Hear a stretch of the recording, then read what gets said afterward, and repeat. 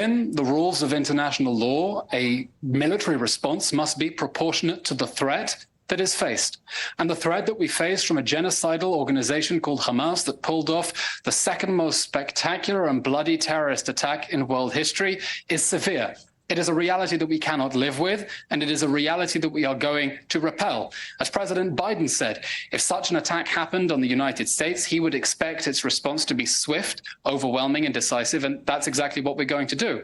Now, I want to say for your viewers, I'm watching the same images on screen as you are. The images from inside the Gaza Strip are difficult to watch. Tragically, harm to civilians is an inevitable result of war.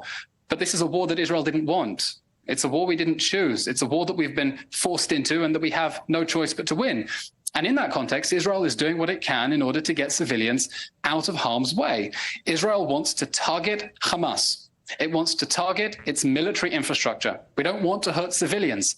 Unfortunately, Hamas has embedded itself inside civilian areas. It's deliberately placed itself underneath people's homes, underneath schools, underneath hospitals, in order to use them as human shields.